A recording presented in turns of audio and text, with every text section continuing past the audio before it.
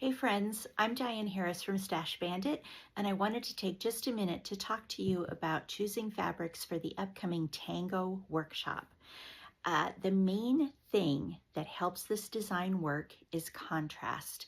Contrast is simply the difference between things. And so when you select fabrics, there needs to be a clear contrast between the backgrounds that you use and the other fabrics. So if you look here at this tango, in this case, the brown is what I would consider the background. These other prints are what I consider the foreground. You can see that the browns are all very, very similar, so they look like a family. And if you're going to do scrappy backgrounds, they need to be really similar so that they look like brothers and sisters and they go together. They need to be very different in their value, lightness or darkness, from the other fabrics that you use. So you can see that all of these other prints contrast. You can see a clear difference between these prints and the browns. So there isn't really anything super dark in the foreground.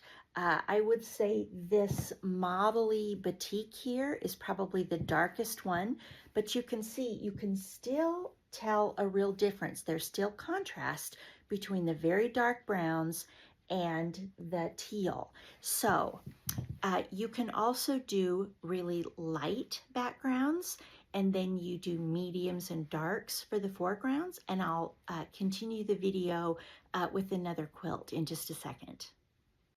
All right, so I changed out the quilt, and in this example you can see that I used really light, in fact pure white, for my background. So you can use just one fabric for your background and it'll be the same throughout the whole quilt, or you can go scrappy like in the quilt we just saw with the dark browns that were a number of different dark brown prints.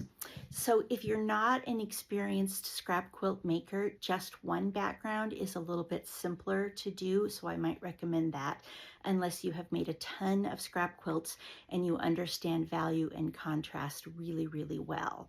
So again, you can see there are a lot of different values represented in the foreground fabric. So there's darks, there's mediums, there's lights, but there's nothing that's anywhere close to as light as the white. They're all darker. They all offer contrast with the white. So that's the thing you want to consider, is that your backgrounds need to really contrast with your other fabrics. So you can go really dark backgrounds, in which case you would use mediums and lights for the foregrounds, or you can do really, really light backgrounds, in which case you would do mediums and darks for the foregrounds. I hope I said all that correctly. If you have questions, you can send me email, diane@stashbandit.net, and I will be glad to help you through preparations for the Tango workshop. Thank you so much, and I'll look forward to seeing you in class.